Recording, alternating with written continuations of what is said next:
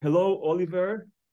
Hello. We're very happy if you can join us in this interview and talk about the audience agency. I'll just introduce you. We are talking to Oliver Mantell, the Director of Evidence and Insight in the audience agency. So the first question, before we get more into details about the audience agency's tools and activities, maybe we would like, because it's really, I think, even globally speaking, a unique organization and leading organization of its kind. So maybe could you tell us briefly how was the audience agency created and how it developed through the years that it exists? A bit maybe about its business model, how it is funded, and what are your main areas of activity today? Sure. Okay. Thanks very much, and thanks to you both. So the audience agency is it's an unusual type of organization because we do several quite different things under the same roof, and in many ways we act like several different types of organization all at once. So I sometimes talk about it in terms of the three classic types of organization: the public, private, and charity or third sector. And in some ways, we're all three of those. So we work with lots of public sector organisations, whether it's Arts Council, Creative Scotland, Arts Council Wales, lots of funding bodies, and provide services to them, but also local authorities. We also act as a research and audience development consultancy. So we could have acted in a sort of in some ways, quite commercial model. But we also then act as a charity because we are a mission-driven organisation, and our purpose is about enabling cultural organisations to be relevant to their publics and the people that they serve. And data is a key part of that, but it's not the only part of that. So we do lots of work around data and sharing of data and understanding audiences, but also consultation, like sort of qualitative research or sort of other sort of types of facilitated discussion. As well as advice on how to use all these things in terms of using that to affect strategy, to work out where organisations should go and how they can really make sure that what they do is what people care about. So it's developed from there with Audience Finder as one of our key areas of activity as part of that. And that's been a long-running programme where we've collected audience data from a whole range of organisations, both in terms of survey data and also ticketing or transaction data. And it's literally kind of 1,000 different organizations pooling data about their audiences. And we've got about 11, 12 years of that data aggregated now. So gathering that together, but also adding it to other data sources to help individual organizations, groups of organizations, and a wider kind of part of the sector to understand how all those different bits of information fit together, who the audiences are, what they're doing, what they care about, and what will make a difference to them. So that's been one big strand of our work. But alongside that, lots and lots of other research for individual organisations, consultancy, and a range of other pieces. So I think that in that point, anyone that hears this conversation is really intrigued about what is this audience finder, which is again one of these very impressive tool services. So maybe it's a good point in time to ask you to talk about audience finder, or maybe present it if it's okay. Yes, no, of course. So the purpose of Audience Finder is to collect, compare, and contextualize audience data from individual organizations. So it has these two main strands, the survey side, the ticketing side, and we gather together data in from lots of different organizations. We aggregate it into a data warehouse. We share the results back with those organizations, including with a dashboard. And in fact, there's a couple of different dashboards which we might go into. And then we also then aggregate the data at the back end through the warehouse and analyze it separately. So lots of the work that my team does, the evidence team, is about looking at the aggregate picture, whereas lots. The kind of audience finder delivery team is looking much more about the kind of, here's your data and this is what it means, and this, you know, the tools and services that support that. And just to talk a little bit through about audience finder and what it is and how it works. So in essence, it has a variety of data sources, so either ticketing data coming out of the cultural organisation, which would be essentially everything that passes through their box office, or survey data. So we set up a standard survey on our system, which then organisations either fill out with people face to face, they can send a link to it, or yeah, they can do the survey and then complete it themselves online. So all of that then gets aggregated, and it moves into a national data pot, all sort of joined together, and then out of that comes these audience insights, sort of summary information about, this is your result, this is how it fits into the equivalent for maybe the same art form or the same part of the country, or the national picture, for example, but also then wider summary insights that we produce. Within it, as well as the kind of survey and booking data, which you can see in the middle there, and these actually, these figures are from a little while back, it's now much bigger than this. It's also laid alongside summary population data, some other information about online audiences, and mapping and also profiling data on the other side. So the mapping data is both for individual organisations and also looking at the national picture. And people can zoom in and see where audiences of different types live and where their audiences are. And then the profiling is using our tool called Audience Spectrum to provide a kind of an individual but also aggregated profile of the types of people who are engaging. And we can talk more about Audience Spectrum in a little bit. Audience Finder is then presented back to organisations in a variety of ways. But so there's an original dashboard which contains summary information here, which we call Audience Finder Original, which has survey and box office data against comparators. But when we spoke to organisations after a few years of use, they were requesting a more kind of question-driven version of the data. So we've got a new version called Audience Finder Answers, where there's some summary and headline information, as you can see here, as you could first log in, but then there's a whole series of questions you can prompt, and it will then give you the answer to that question and what it might mean. So it's a little bit more intuitive if you're not someone that's coming to the data thinking, I know what I sort of want to ask of this data. It gives you sort of some prompts of what to think about.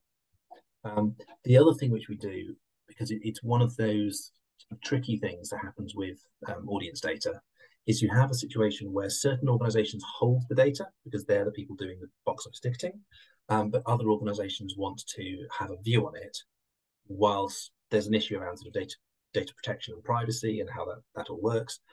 So we've developed a tool to manage those privacy issues, to provide aggregate reporting for organisations. So, for example, in particular, like dance organisations on tour would be a really classic case, where you don't collect the box office information for your whole tour yourself, but you know that all these performances were you. And so this allows you to manage the process of asking all the different venues you've been to say, can I see my data, please? And then once it'll manage the permissions, they come back and say yes, hopefully. And then you see the equivalent summary profile of information in one place, and that's a tool called ShowStats. So different ways of accessing the same data depending on preference, depending on what you're looking for.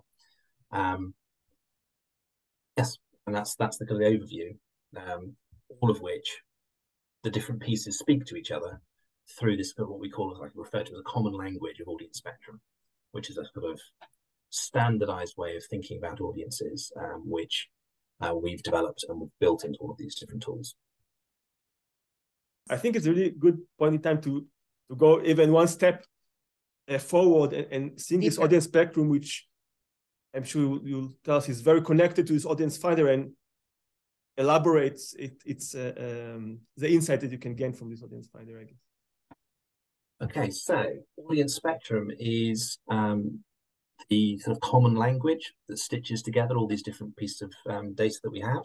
So information about the overall population, information from the surveys, from the ticketing data, and indeed various other sort of more anecdotal things as well, and case studies. So what audience spectrum is essentially is a way of describing all the different people in the UK population in relation to arts and cultural attendance. So there's lots of other segmentation models that exist, and indeed that can be used in the cultural context, but this model is defined around people's cultural behaviour, and then it kind of works outwards from there. The way that it works is that we've taken all of the population and split them out into these 10 groups that, broadly speaking, split into ones that tend to be higher engaged and with different combinations of types of things they like, groups that tend to be more middle engaged, and then a range of groups that tend to be lower engaged. And for each of these, the way that it's been grouped is starting off with national survey data from the Bettimart survey and looking at volume and type of engagement and seeing the kind of the clusters within that. Then adding in various other bits of data, such as where people live relative to things that are on, because not going to something if it's on your doorstep is very different from not going if it's a long way away. So trying to factor that in. A whole load of other data that Experian, who did the analysis for and with us, brought with them to sort of flesh out understanding of those segments, plus population data. And then, of course, over time, as we've been running with this system for the last sort of 7-8 years, we've gathered together a whole load of experience about both from particular individual consultancy projects, but also from the audience finder data about how different groups are behaving in different contexts, what kind of things they like, how often they come, when they come, for example, all sorts of other information we can kind of build in from there. So Audience Spectrum allows us to take whichever of these different sets of data, translate that into these particular groups, and then it allows it all the other different sets of data to speak to that as well. Then for each one, we have a whole load of summary information we provide about them. So there'll be a sort of a top line, kind of roughly speaking, are they high, medium, low engaged? But then loads more information around a range of particular topics, all of which kind of unfolds, give more granularity and so forth. And recently, we've even then split those top 10 segments, each of them into 2 subsegments with even more specificity. So again, that allows us to maybe see that certain ones of these groups actually behave a little bit different. Maybe they tend to be a bit older, they're more like to have families, or maybe they're more like to be students or whatever, and that will mean they behave slightly differently. So it's a really kind of widespread set of information we've got, and because we can link it to geography in particular households, we can see not only who's coming and what they like, but also who isn't coming, or what proportion of people are coming, and if you were to get people from a little bit further away, who are the people that live in that band a little bit further away, and all that kind of thing. So this is the more granular kind of split from the initial 10 into these sort of 20 subsegments. So yes, it's quite a granular and detailed picture you can get from it. Can you please share with us the cool map, and can we see the website and maybe some example, maybe of Yorkshire or something that you just said? Yes, no, of course. So here, for example, we could say we will centre on Doncaster, and so here is Doncaster, and then we can go to the top and we can say, let's just look at this group we were just talking about, frontline families. So we look at frontline families in Yorkshire, and we can zoom just to get a slightly broader view.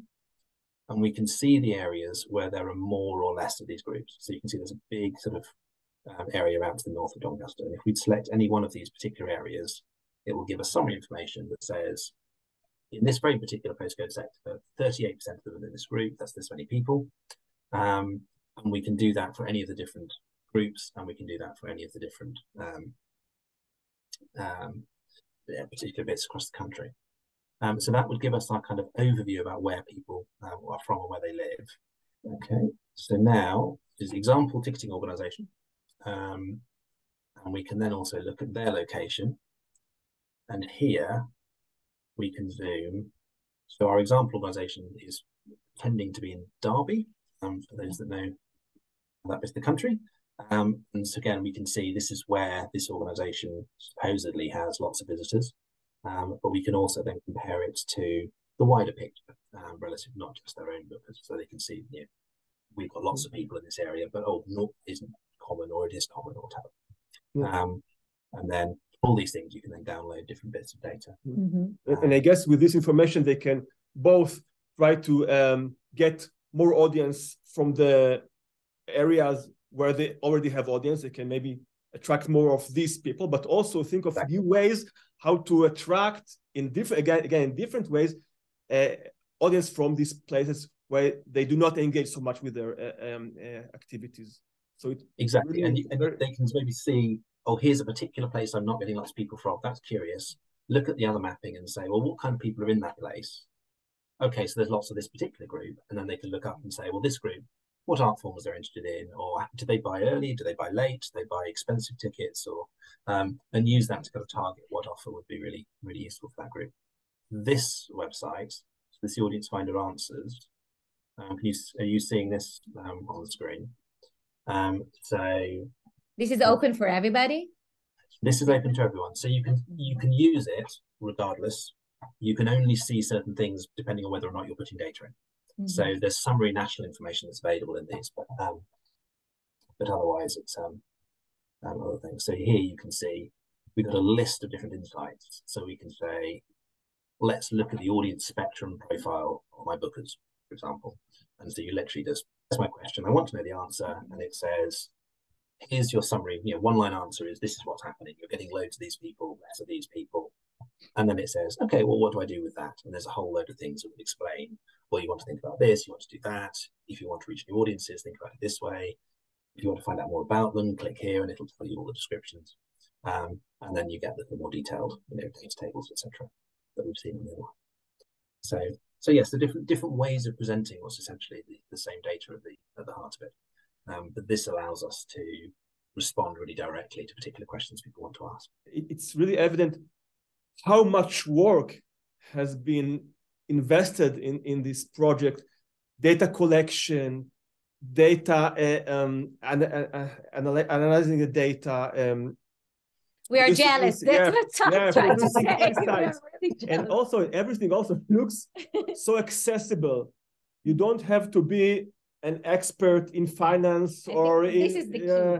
You can really, you can have the information you need in the language you can understand. Even like a small library in a small village can look at the website and understand something about the audience nearby. Well, that's what we're trying to achieve, and I think for us, in some ways, part of our journey through doing Audience Finder has been. It starts off feeling like it's a research project, maybe, and then you sort of think, actually, no, it's more of a technical project, like in terms of like IT and how on earth do you make all this work as infrastructure. And then as you go on, you realize that really, at root, all of that stuff is difficult, but what really matters is it's a communication project. It has to be about engagement and clarity, and lots of the work, as you probably saw on the Audience Finder Answers site, there's been lots of work on user experience and accessibility and simplicity and trying to, if you like, get out of the way of the data, whilst recognizing that actually lots of people do need support understanding data, and that it's absolutely okay for them to need that support, and that's what we're here. So maybe asking for a final declaration about the importance of data for the art sector in general, maybe. Okay, well, I think for me, it allows you to get a really sort of honest and engaged understanding of what really works and matters to people, and to understand what how to be really relevant to your communities, to people who are interested, and to also understand which particular group of people get particularly energized by certain things, which should hopefully broaden the range of things you can do rather than constricting it in terms of certain channels. But it allows you to really kind of have that focus, and for it not just to be based on one person's opinion, and because we know that sometimes that can result in maybe some myths being perpetuated, but it allows it to be really kind of tested and responsive to what people really care about. So yes, I'd be very enthusiastic about you doing something similar, and helping to kind of inspire people around a sort of a shared need about what the benefits of that would be. Thank you. Thank you.